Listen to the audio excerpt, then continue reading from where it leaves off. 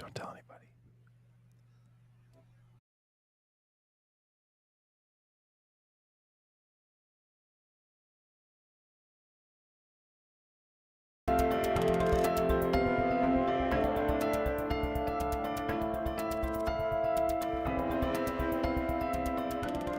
Good morning. Welcome to you from the heart of the country. From Arkansas, from Minnesota, from Michigan. I'm a good person. Hey, happy Tuesday, fellas. And Dan, special happy primary Tuesday to you. We can talk about that later. Pretty exciting day. Yeah, primary day. Hey, in Minneapolis, where I am, the forecast says sunny, 44 degrees, and a chance for snow, which we've only had one time this winter. Chance for snow. So somehow it's going to be 44. It's almost snowing. 60 degrees here in Michigan, and I've got the windows open. It's beautiful. Lovely. Here in Arkansas, it's going to hit 80 today in February. Don't love that. Nope. It's almost as if the climate is changing. But is it that comfortable 80, like the no humidity 80, the Yes. dry it's really 80? nice. That's really nice. Pretty, you can barely sweat. It's windy, though. It's windy. It's a windy 80. Yeah. Good day for a bike ride, then. So it's not a great day to sit outside and smoke a cigar. There you go. Because of the wind. You ever smoke a cigar while riding a bike? Is that a thing people do? I don't think that's a thing. That chugging along like a choo-choo train. I literally don't think I've ever seen someone with a cigar in their mouth. I feel like that could be a thing. Yeah. If we were to start a band called "I'm Not a Robot," based on Dan's earlier gripings about having to get this thing online, that could be the album cover. Robb with like a derby hat on an old timey bike. There we go. It's just great. It's just great imagery. Hey, welcome to the Common Good Podcast. We're going to talk about many important things having to do with our political life that we're all living in and experiencing here. But let me just say, yesterday I had a procedure on my eyelid. Now, some people might be thinking to themselves, "Oh, he finally took care of that droopy eyelid that he has." Because I feel like I do have a droopy eyelid over here. I didn't. I went in because I had a little eye issue, like my eye was hurting. I went to the doctor, and then he goes, "Hey, what's that thing on your eyelid over there?" I was like, "I don't know." He goes, "How long have you had it?"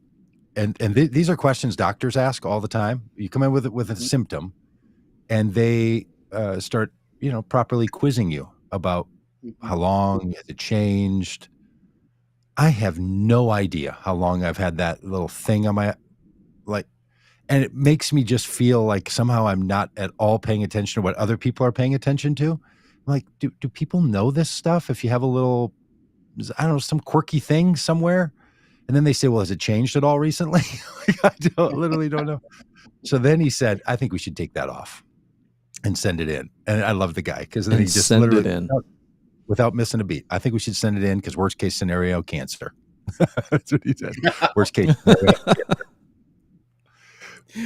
I visited. Yeah, eyelid cancer.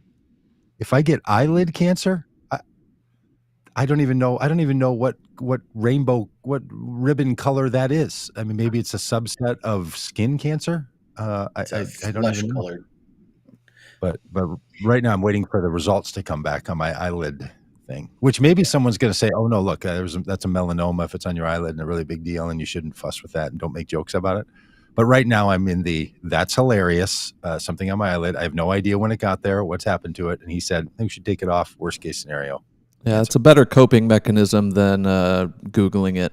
So, never Google a thing. No. Yeah, I visited the dermatologist last week to just have all my weird little spots checked out, and said, "Okay, well, what about this one?" And I'm like, "Oh, well, that's she called it a wisdom spot." I'm like, "Okay, well, what about this one down on my leg?" And she's like, "Oh no, that's I don't know." And she's like, "How long have you had that?" And I'm like, "I don't know, 20 years, 15 years, I don't know." It's been here a long time. Has it changed? Oh, I don't know. I haven't. Yeah, so I got all my spots checked out, and she said all of these are normal. So come back in a couple of years. Like, Wow. okay. Great. So Hey, Congratulations. no weird yes, spots. no weird. I mean, I have weird spots, but none of them are cancerous, so that was good. Yeah, it was a That's big a win. medical week. So, I hate to admit this. Went to the Mhm. dentist last week. Okay. Went to the dentist last week, probably the first time in 10 years. And Yes. yeah. So just a couple of cavities. Not too Okay. bad. How did they Got- feel your flossing regiment? Were they Did they happy with shame what you? No. I actually Googled Shame-free looking dentists. for yeah, pretty much. Yeah. Yep. I did, and I picked one that was on the list. Yeah, but I mean, I do have a broken tooth that.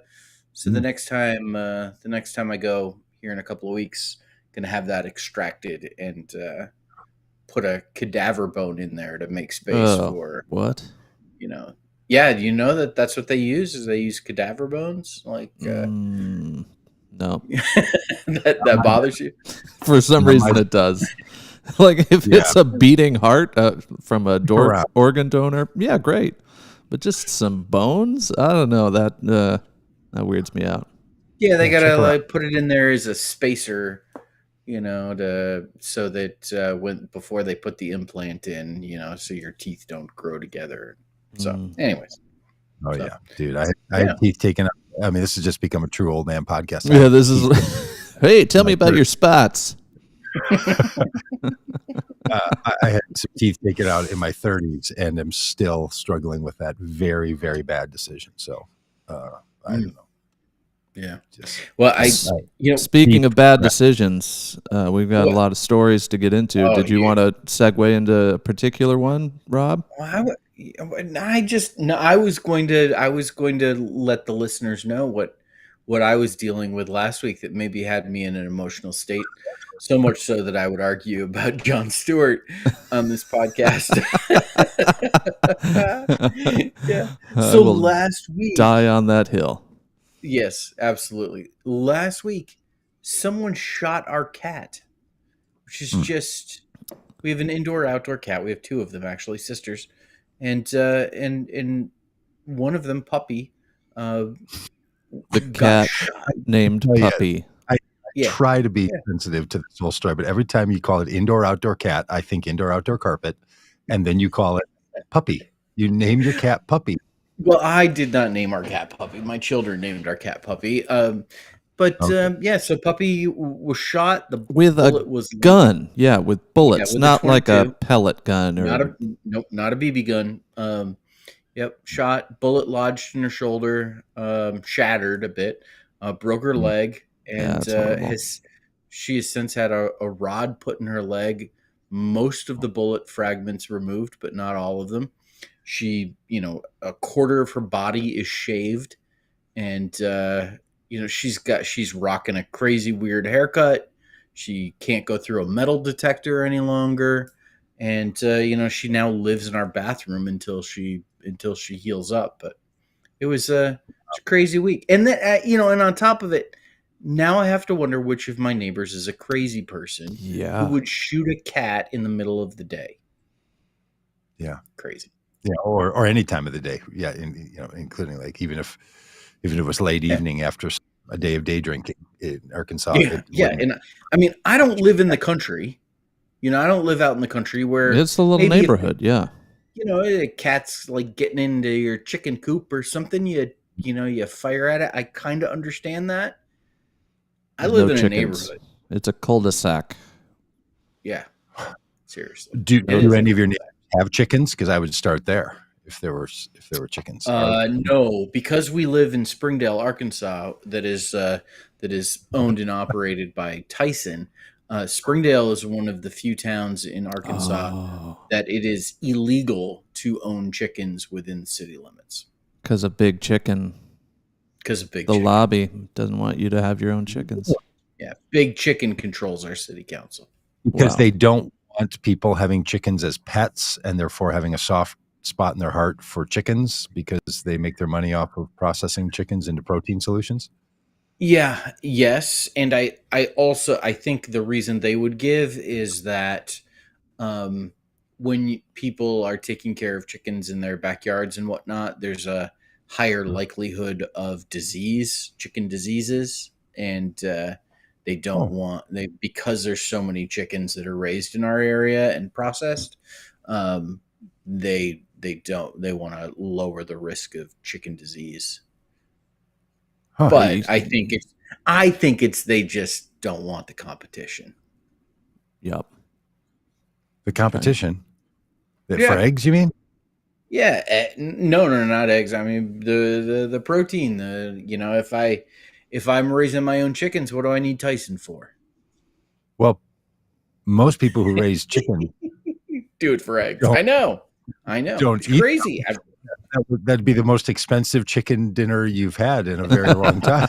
You're buying chick and Tasty raising though. it in the backyard and building a coop, and then you can just slide it. Yeah, well, but Listen, whatever. even the eggs, because I had chickens for several years, most expensive eggs I've ever eaten. Because you get the coop, you got the feed, then a fox eats half your chickens, you got to get more chickens. It doesn't balance out ever, but it's the experience, You can just so move. can't Right. put a price on that. Yeah, that's that. And a lot of people I know who raise chickens, including our Actually, neighbors, you can. Turns out there's a exact price on it, and it's exact dollar per egg. People I know who raise chickens, they don't really treat them as pets, but they do treat them as a thing they're caring for, and so that just makes me think that's kind of what they're up to over there. Hey, Kimberly Johnson is in the chat. Says good morning from Minnesota. I had the privilege of meeting Kimberly at the God and Country Ah, on Sunday. didn't So show up for Kimberly, some reason. so great to see you. Oh yeah. We scrubbed your comment and just put up a picture No, it's still not profile. just a picture, Just but it just a picture. does say good morning from Minnesota. It was great to see Kimberly and a bunch of others. Dan and I were in Michigan for a showing of God and Country over the weekend. Great to see the good folks of Holland. And then in Minnesota on Sunday, where there was a huge turnout at this big theater. We have a couple of these old theaters from old-timey theaters where they like seat 700 people, and there's Oh just wow. a ramp up of it's old school stadium seating, not Mm-hmm. the new fancy kind, but like it just peaks up like you're in a stadium. 600 people in that theater watching that film, No God way. and Oh, Country. that's great. It was raucous, and a whole lot going on. And a couple of people I know who saw it, who are one person who saw the film, and then at the end said to someone else who I know very well, I think I'm a Christian nationalist. No, I think I'm more on the nationalist side of things. I didn't know what it was called, but I think that's where I am.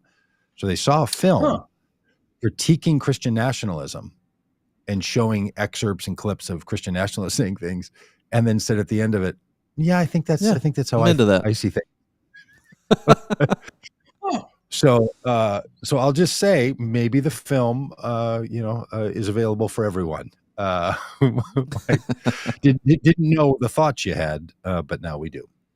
So now you have a name for them that is in the film clearly presented as a threat to democracy, and they're like, "Yeah, I think I'm more that way. I think I'm more on that side of things." And so if you have a chance to see it in theaters in the next couple of weeks, great. And it's going to be out on streaming. And if you're in the Vote Common Good universe, we will let you know about it when it's available in those kinds of platforms. But Dan, Michigan was great, but there's more happening in Michigan than just a showing of the film.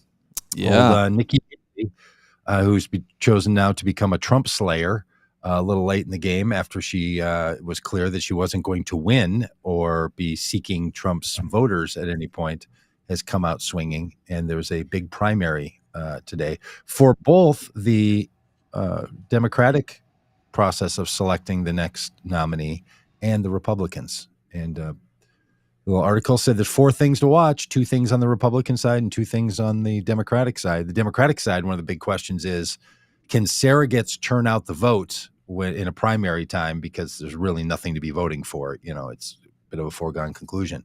The other is, will people who are opposed to the way the Biden administration has dealt with the nation of Israel's attack on Gaza, will those people choose to express their views by not voting for Joe Biden in this primary and use this as a real statement about those opinions? And so, not just Arab Americans in Michigan, but certainly that population, where there's more than 200,000 people who would identify as Arab Americans that vote in Michigan. Big number. And a lot of concern that Biden's administration's reaction and response to what Israel has been doing in its military actions against Palestinian people in Gaza and Hamas has turned those people away from being willing to publicly support Biden at this point. Yeah, it'll be interesting to see how much traction this gets, this whole Listen to Michigan campaign that's trying to get 10,000 people to vote uncommitted instead of voting for Biden in the primary, just to send a message. It doesn't mean they're not going to vote for Biden in the general election, obviously, but it's trying to use what mechanisms are in place to say, hey, we're not thrilled about this. Yeah.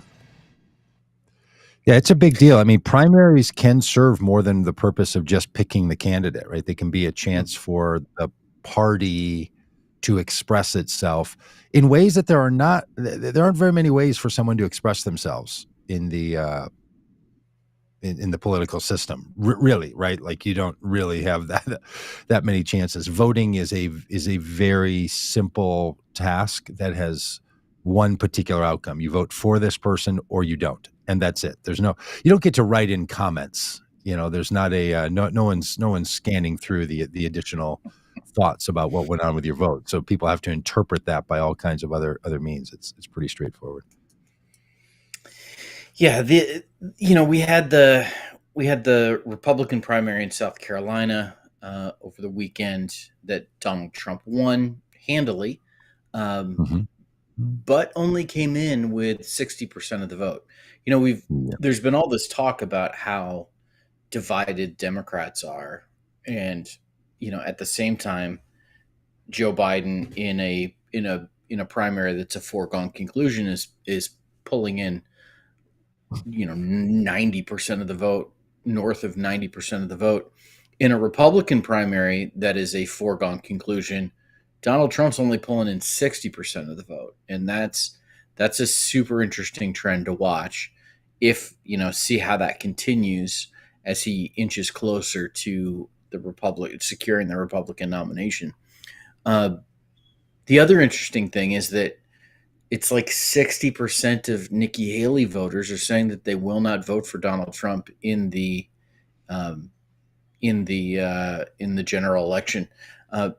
Donald Trump has a real problem in the Republican primary, and we could talk about and we have talked about the problem that Joe Biden has with voters who are not happy with some of his policies, some of his decisions, maybe what's seen as some of his inaction with the Israel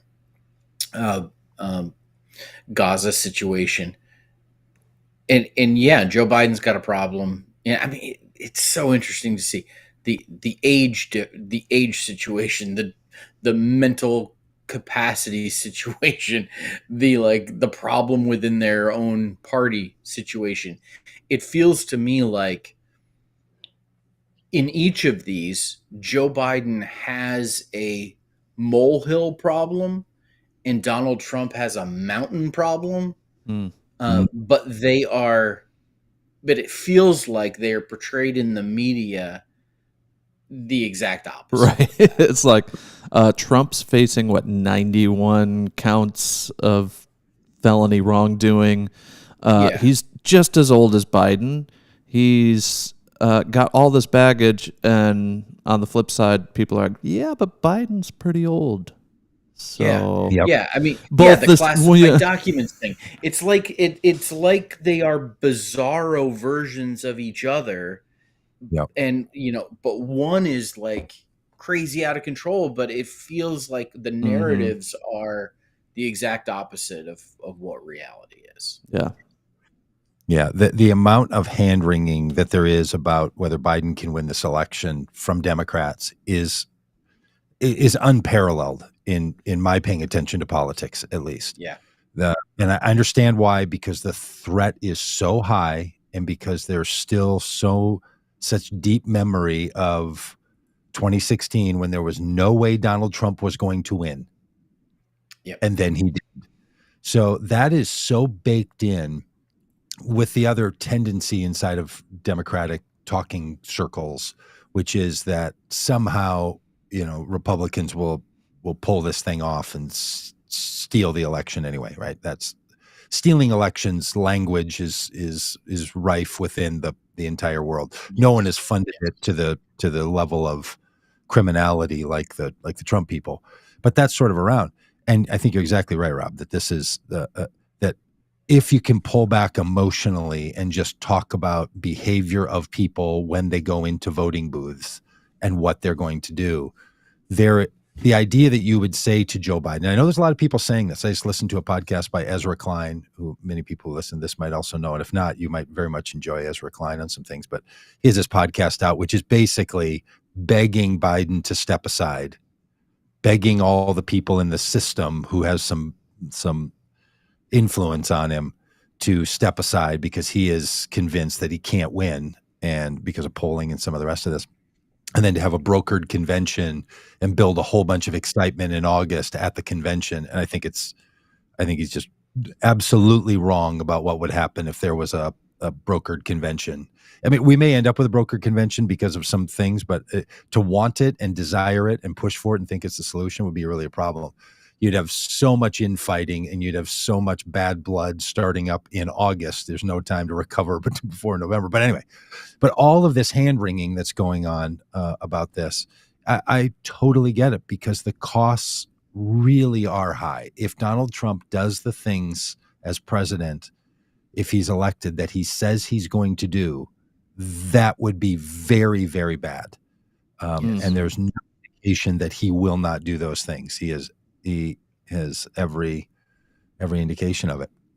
And, as you say, Dan, Trump's facing down 91 felony indictments, and Joe Biden's facing down 91 years. and that's a thing, he's closer to 91 than he is to 71. Okay,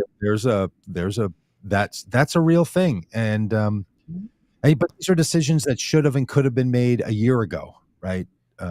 Did you see? Make one comment about this. One last thing. When Biden says something, and he says this a lot, I want to finish the job. The presidency of the United States of America is a perpetual position. There is no finishing the job. You didn't start out with a hole that you wanted to dig and then put a post in it, and now you just want to get the post in because all you've done is dig the hole. That's not what a presidency is. The job is, of course, never finished. And so the language that we use, where people should just stay until they finish the job. Well, you need a better logic than that, right? Someone's going to be in that role every second of every day as long as this is a country. So the job's never going to be done. It's just going to have a different person in it. And we need to think about this differently, and not, if we're going to have permission structure that says you should run for re-election, it just needs to be based on something other than job completion. Yeah. And the other thing go ahead. I was just going to say, did you see Gavin Newsom, governor of California, on one of the Sunday shows talking about how Joe Biden's age is actually an asset? Oh, I missed that part of it. Trying to spin that the other way. Oh, that's wisdom. Yeah, I wasn't really convinced. Nice try. But the other thing to consider with both of these candidates is you're voting for the person, yes, but you're also voting for the team that they will put around themselves. And I feel like with Biden, you're getting competent professionals in all of these areas that are, in his cabinet. With Donald Trump, the argument used to be like, well, there's going to be adults in the room. He's gotten rid of all the adults in the room. Yes. And so he's just left with these sneaker wearing sycophants. Yeah, sneaker wearing sycophants and family members. Like he's trying to put his daughter-in-law in charge of the RNC. These are just people that have no real experience in politics other than being a part of the Trump family. And so when you just look at the people and the teams, it couldn't be a clearer decision. Do you want grown-ups that know what they're doing, or do you want people that are looking for 15 minutes more fame, Yeah. It's like terrifying to think. Out of prison. That's the big move here for him. That's the big cost for Donald Trump, is if he can be elected, then they would pause the state prosecutions while he's president, and then he would pardon himself on the others, and they would start working on the rest of that. And this is a means of trying to keep himself out of jail, which is why he spent $250 or $50 million of people's donations, or $200 million, some crazy amount of money that he spent on his legal defense funds, and partly paying lawyers. It's just and really paying for really high quality representation too. Could you imagine thinking about what his cabinet might look like in a second term? You just imagine the level of incompetence that is going to make his first term look competent. Right. That's terrifying. Yeah. We might actually be pouring bleach into people's bodies. If we can yeah. Well, listen, Yabbits just made a comment. We're Trump to black voters. I've got great shoes and a terrific mugshot. I think that's a great transition into our next story, which is Donald Trump just coming full on with the racism. He spoke this week to at CPAC, the Conservative Political Action Committee. As a part of that, there was a gathering of black conservatives. I think the Black Conservative Federation or something like that Trump spoke at. When you pan the crowd, much like those wearing Blacks for Trump shirts, it was a whole lot of white people showing up there to hear Donald Trump speak to black folks. He said a number of racist things during that, including that people like him, black people like him because of his mugshot. This is a man with a history of racism going all the way back to his time in New York City when he called for the lynching and the death penalty for 5 black men who were falsely accused of a crime. This is a guy who it is deep within his DNA, deep within his psyche and who he is as a person. And it is coming out in some of the most stereotypical and disgusting ways. And we're seeing that with, the sneaker situation, and now, that talks about the mugshot, and, he can relate to black people because he's been arrested. It's just the worst of the worst. Yeah, absolutely.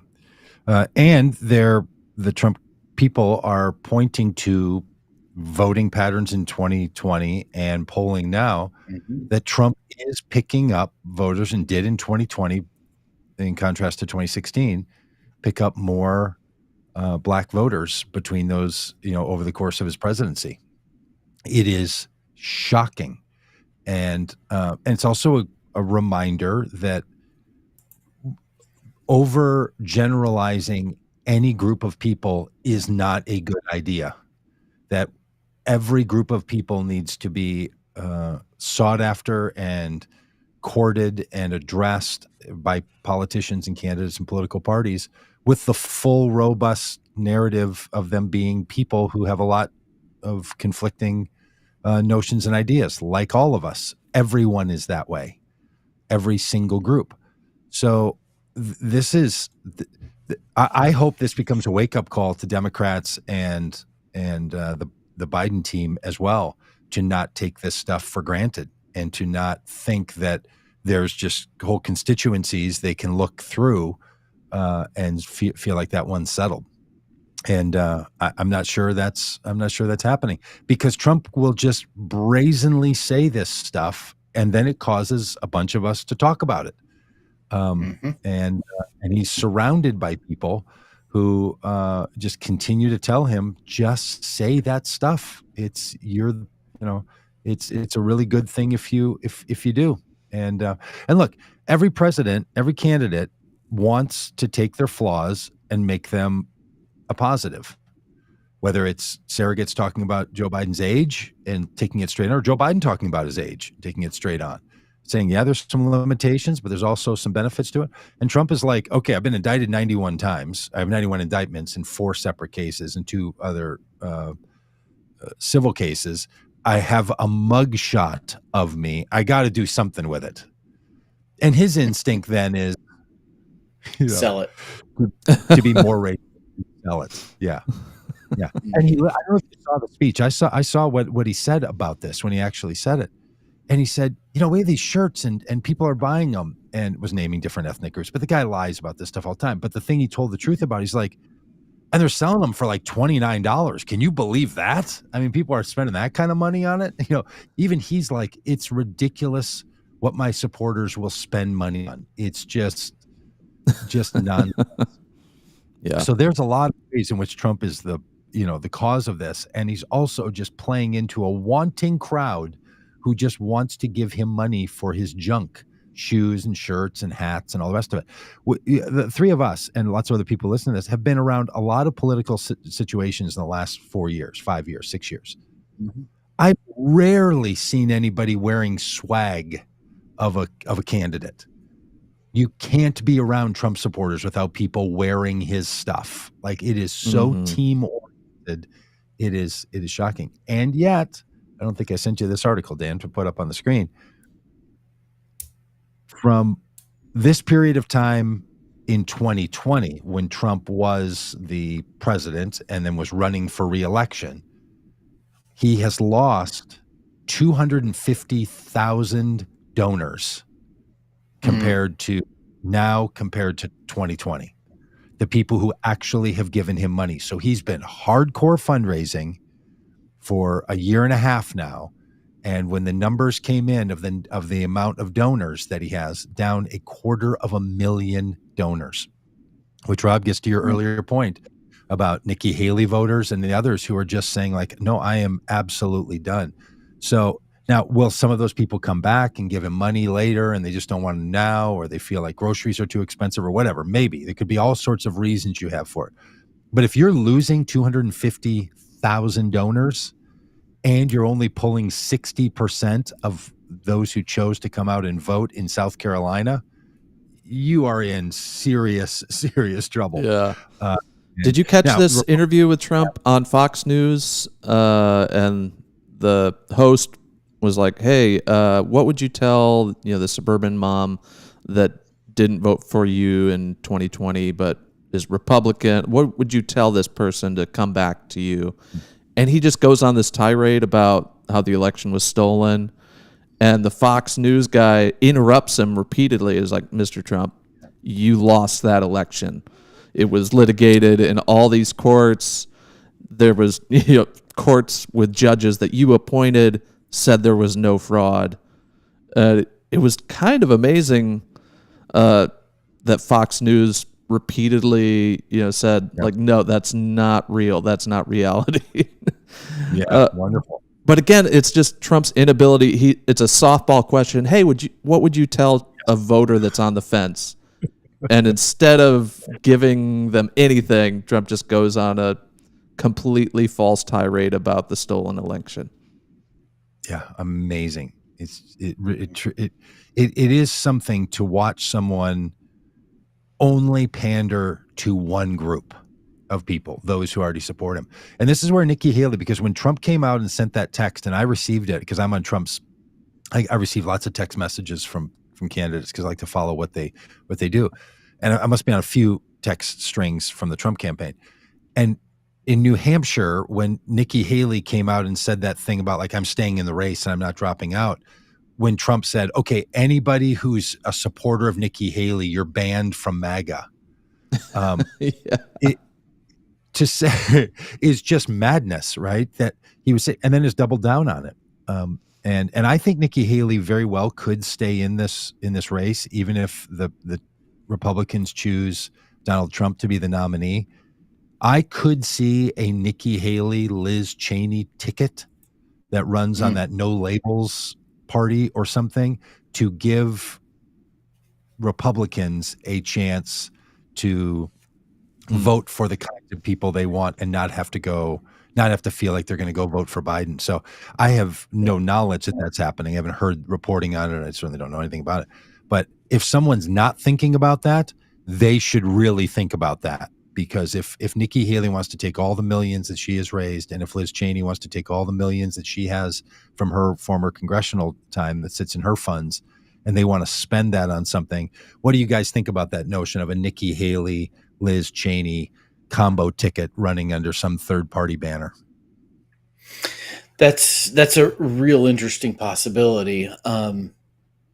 There's and again, this goes back to what we were talking about earlier. There's always all this talk about what Cornel West, his candidacy for the presidency, will do to Joe Biden, what Jill Stein will do to Joe Biden,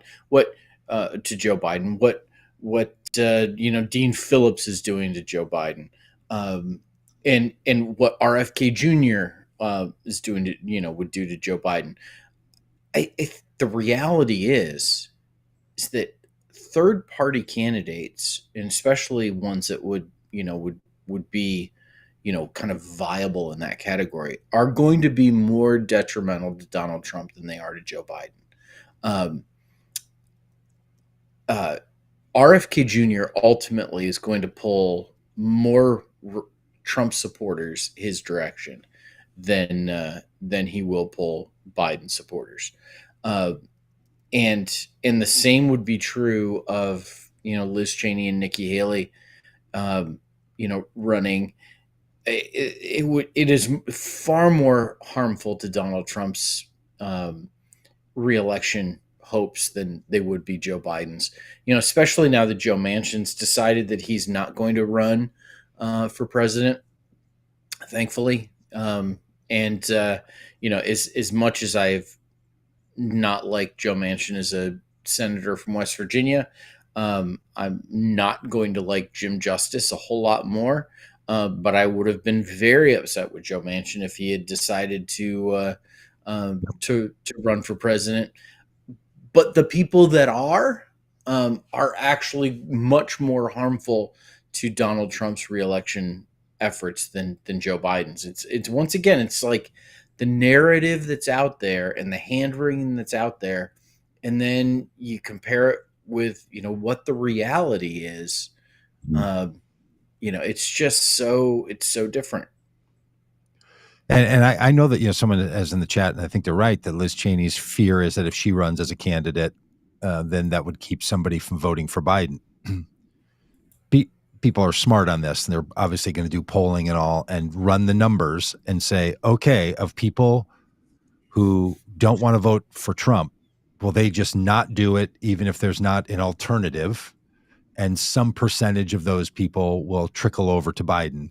And if you give them a viable conservative third party to vote for, then those same people won't vote for Trump, but now won't vote for Biden. So Biden would lose a vote, and Trump only loses the same number of votes because these are people who aren't going to vote for him anyway. So someone would have to make a calculation and a determination.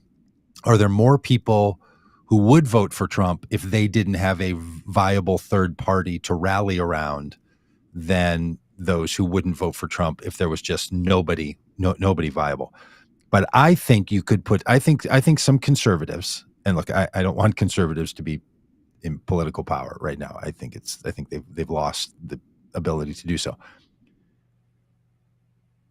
You could make an argument, though, that there's a whole lot more people that are looking for an alternative, that if they can vote for the No Labels Party or some other group like this, that fills the itch or fills the void that they experience by not being able to vote for a Republican anymore. And leaving it blank for a lot of people or voting for Biden is just something that feels worse than having an alternative that they could vote for. So anyway, I think you could get a big national push and have the Liz Cheneys and Nikki Haley's of the world going into 10 or 11 states and making a hard pitch for every Republican to vote for them. And I think you can make the argument that Trump would lose more significantly. But obviously there's people doing polling and all this, and they'll, someone will determine that. But I could see that. I could see that working. And I think it's worth trying at least. Yeah, exactly. Hey, Biden yesterday had a chance to go on television and talk with Seth Meyers, which again, I mean, I'm going to do everything I can to make sure that if Joe Biden is the nominee, I'm going to support him. So maybe I sound like Mitch McConnell saying I'm going to, I think Donald Trump is the worst thing in the world. He bears responsibility and should be criminally charged. And if he's a candidate, I will certainly support him. I don't want to Mitch McConnell myself into a hole here, but I mean, I'm all for Biden if he's the candidate. So he went on Seth Meyers' show, who has a late night TV show that I think is on late night after late night. So I don't know who watches that anymore. Probably people of a younger demographic. And was chit-chatting there with old Seth Meyers, and then they went down into the lower into the street level of the building where they record this in New York, and got ice cream. Yeah, look at that. Nice little ice cream time to talk about Gaza and what Biden is going to do. Just the juxtaposition here is like, let's talk about the mass slaughter that's happening on our watch with our funding of weapons, and let's have a little ice cream. Yeah. Now it went the other way, as it turns out. They were just getting ice cream, and the press gaggle around someone shouted a question. But it didn't feel that way. And this is the kind of thing that campaigns have to be thinking about. Like, hey, what's it going to look like if when a president who, by the way, has chosen, and a campaign has said this is a chosen tactic, to not be available for press interviews. Like apparently, compared to Obama, who did 400 or 500 by this point in his first term, press interviews, and Trump, who had done 300, Biden has done less than 100. And they've been even more curated. So people feel an itch to get to him. To not do a little press gaggle out and then say, okay, now we're going in for ice cream and we're just going to hold the questions. They didn't manage that. And then Biden didn't manage not responding to the question. So he made news by responding to the question from a reporter about a very serious question. Can there be a ceasefire to stop the slaughter of innocent people in Gaza and by Israel? And what's the U.S. position on it? A question that should be raised to Biden every day until something happens. And while he has an ice cream cone in his hand, he chooses to answer that question. Yeah. He answers that question with an ice cream cone in his hand, standing next to a comedian. It's just, the optics are not great. Come on. And you can almost see it in Seth Meyers' face, like, oh boy, this sucks. What you doing, buddy? What you doing? What you doing, Joey? Yeah. And let's also not, these are grown men getting ice cream in the middle of the day. Oh, seriously. In suits. Pull back on the question altogether. What are they doing getting ice cream in the middle of the day? Let me just ask the two of you. Have you had any ice cream in the middle of the day recently? Anybody in the chat? Did you stop during your work day and get a cone? No. Who does this? So my point being, I don't think Seth and Joe are typically out grabbing ice cream. Why did they grab ice cream? For the optics, for the pictures, for the everyman nature of it. So they know what they're doing. They want a photo op of just a couple of regular guys grabbing a cone. Which is never a good look. You have cameras on you all the time, and you want to be licking and biting ice cream that you have on an edible container in your hand. Ice cream cones, first off, just ridiculous. So it's all set up to be like, Americana look. Then know that's the scene. and say, this is a very important question. We're working hard on it. We like to talk to it. We like to talk to it after we're done with our confection. It's unbelievable. It's unbelievable. Doug, what's your go-to ice cream? What's your go-to ice cream? Well, back when I was an ultra runner, after long runs, I would have Chunky Monkey, which I mean, sort of a pint Chunky Monkey from Ben and Jerry's. What's it called? Ben and Jerry's, yeah. Yeah, that's that one I like. But okay, so to be truthful, I don't feel good after I eat ice cream. So I don't know if I'm lactose intolerant or just sugar or whatever. So I would rarely ever. Even when we even go as a family to get ice cream, I say, nah, I don't need any. Yeah. Terrible. Oh, interesting. What about you? What's your go-to? Dan, Vanilla? Dan, you gotta. No, I'm not Joe Biden. Dan, you gotta go to ice cream. Strawberry cheesecake of some variety. Yeah. Yeah. But ice cream optics aside, this is good news for people who have wanted Biden to do something about Gaza. He's saying he's hoping for a ceasefire by next Monday. I don't know why it takes this long for him to say, hey, maybe we should stop murdering civilians. And this whole thing where he's like, wow, they're really being difficult to work with. Yeah, you're the president of the United States, though. You've got some weight to throw around here. Like, don't act like, oh, this is a real tough one. You just tell them, we're not going to fund the mass slaughter of innocents anymore. Like, it's not that hard. I know there's a lot going on behind the scenes that we're not privy to, whatever. But, yeah. Yeah. Yes. And do we really have the moral high ground to be like, oh no, you shouldn't? No, absolutely not.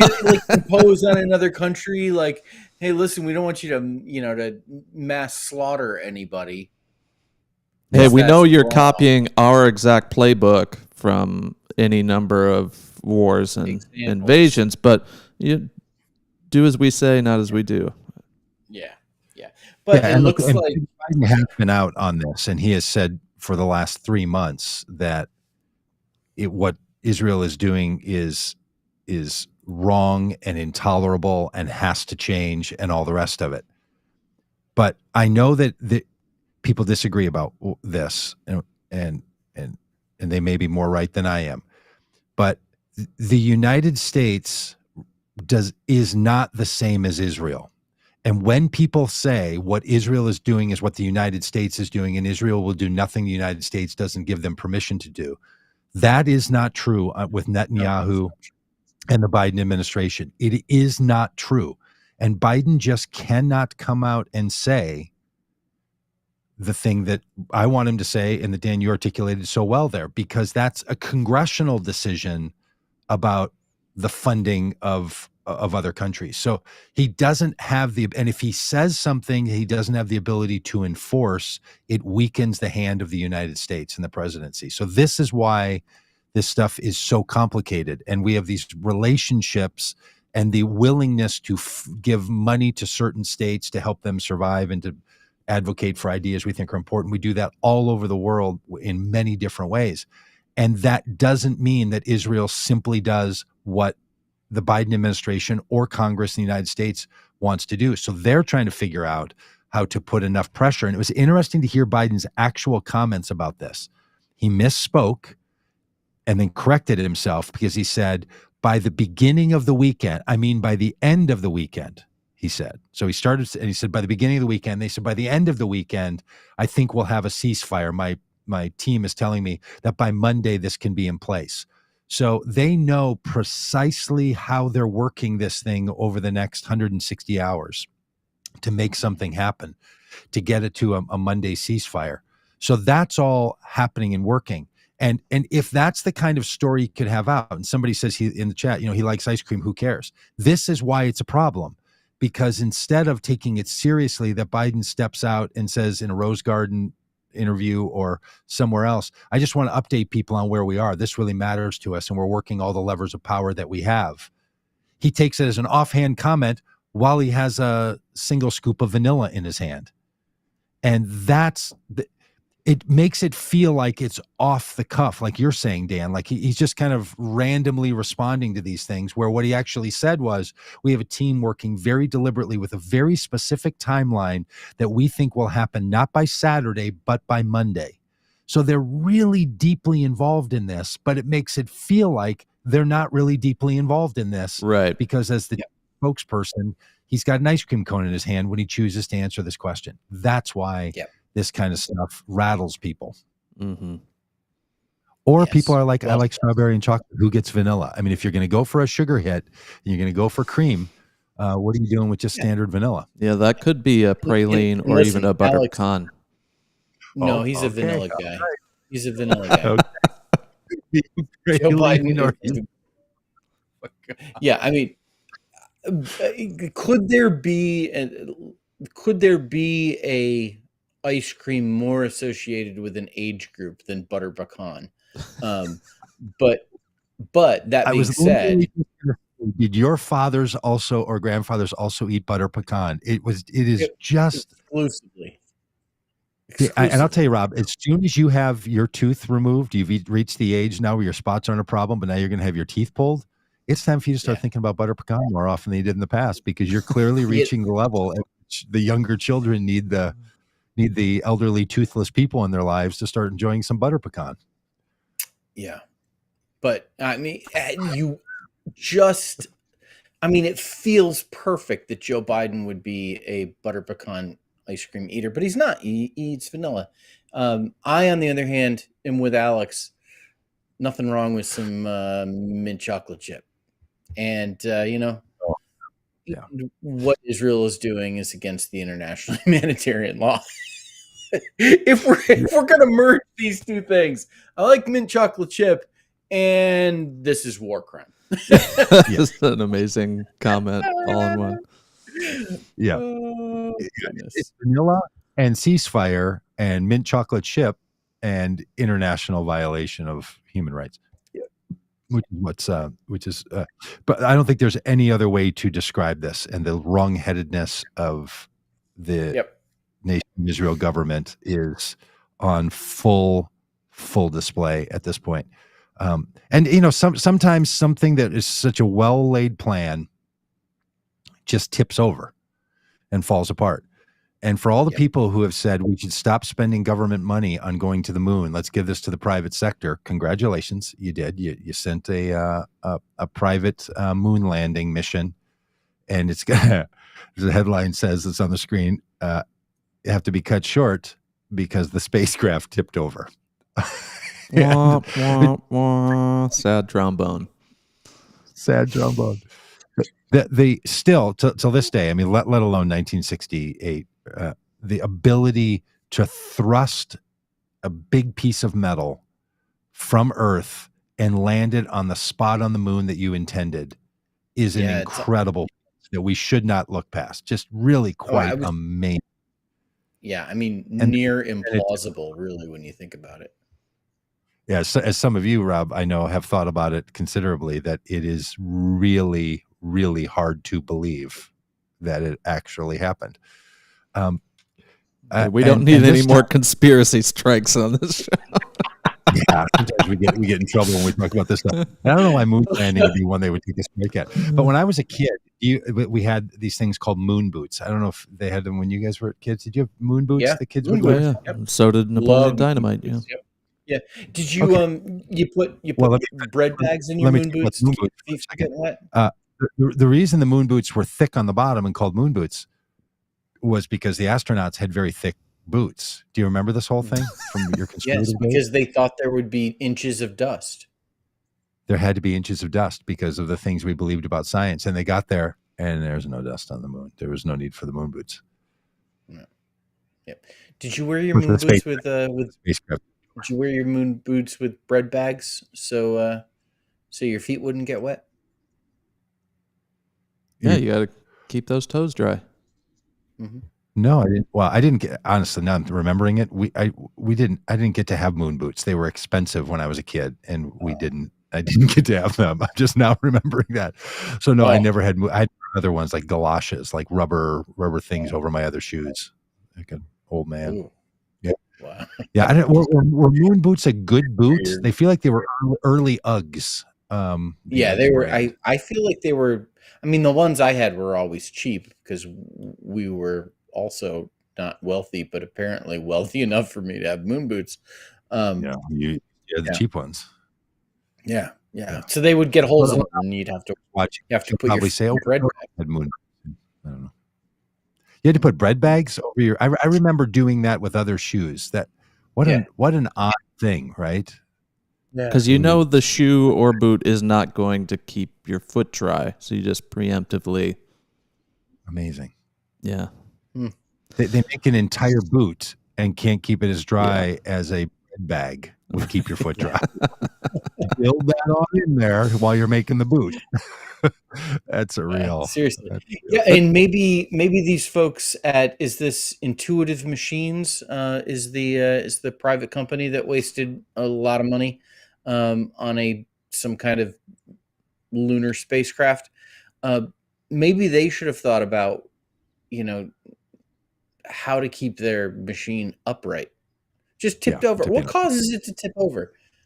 Did it start out upright, or did it just land wrong? Never got up is there to wind begin on with. The moon? There is not. That's why the flag that they tip over had to be structured to look like it was exactly. flying, What would cause it to tip over? What would be the thing that would? Maybe the foot came down and got one of those little craters. Maybe like a little tripod. When you have a tripod tip over. Yeah. Or we could have read the article, I guess. That would have been helpful. Probably would have told it. But look, the moral of the story is it's harder than it looks to land on the moon. And turns out NASA knew what it was doing. Yeah. And then there's the photo that's here on the live stream version. So if you want to go look at it, or you could just Google this story yourself. But there's a little sub caption to the photo, and it says an arrow pointing to the Intuitive Machines Nova C lander. It's the name of it. And then in the screen, kind of in the middle, there's a teeny little white arrow that's pointing at the moon lander. So something is taking this photo from way high, maybe a satellite or something. So then it says the lander on the moon service on February 24th. And then photo credit, and this is what I just love about it. Then photo credit, NASA, Goddard, Arizona State University.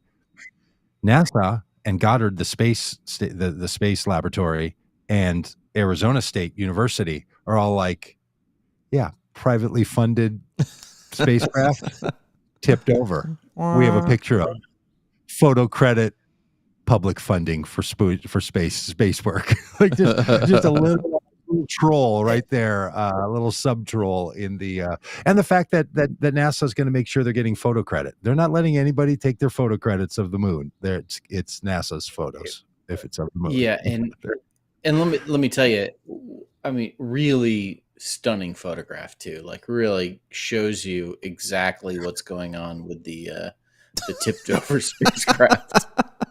Rob sarcasm for those. Is there no zoom? NASA, do you have no zoom on your camera? Yeah, we're looking at.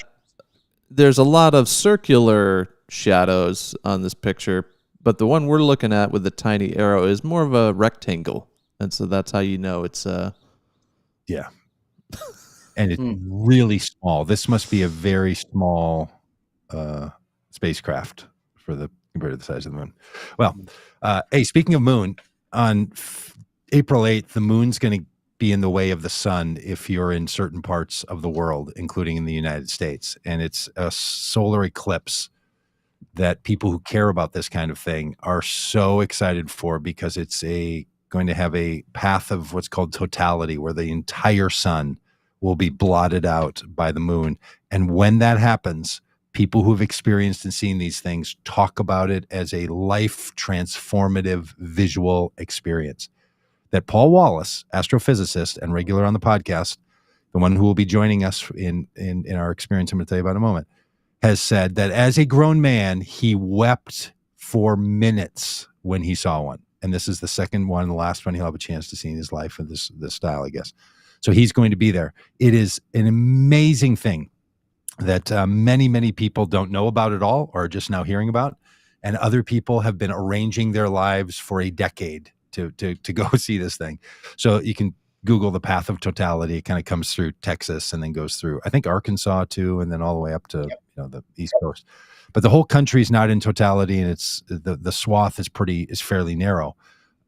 But we're going to be hosting a group to experience this out in Eagle Pass, Texas, which is on the western border of Texas and Mexico, looking over the Rio Grande River and experiencing this thing together. So if you want to join us for that, drive your way out or fly into San Antonio, and we'll pick you up and get you out there. There's all the information on our website about this, and then that rolls into a border experience where we will then spend some time for those who want to stay around for another 3 days and experience what life is like along the border and move Mexico and U.S. sides of the border and all the rest of it. So some things happening that have to do with the moon and politics with your friends at Vote Common Good in April. And then again in April, we'll be doing not a lunar solar eclipse, but a border experience in Arizona. So are we done for the day? An hour? Yeah, we are. I just want to, if one were to want to, could you put that picture back up, Dan? If one were to want to fake a lunar landing, and you wanted to have some kind of proof that there was a landing, but you're faking it. I think what I would want to do is get a picture of a gray surface with lots of black circles, and then have one little circle that you can't really see what's going on there at all. It's just they're all just black circles. You'd want to point at that black circle and say, there it is, that's the one, that's us, that's what we did. That's it. It seems like if you were gonna fake something, this would be exactly the kind of picture you would use to fake it. Yeah. I think luckily that this picture is not the only way to determine whether or not an object is on the moon. So I think if you were going to fake it, Rob, you would have AI, your chat GPT, create one for you that I just did right now while you were talking. And you would so I don't think that up there. So if I were going to be like, hey, let's convince people that we did a lunar landing and it was a big fakie, that's what you would have. And you can have I love how there's faking a moon landing. You don't do that photo that NASA is pitching. I love that there's two moons in your picture there, Dan or Doug. There's two moons in your picture. It's fantastic. Well, you're on the moon, then you can still see the moon. That's fun. You can see the moon because it was shot in Arizona. That photo, yeah. Area 51.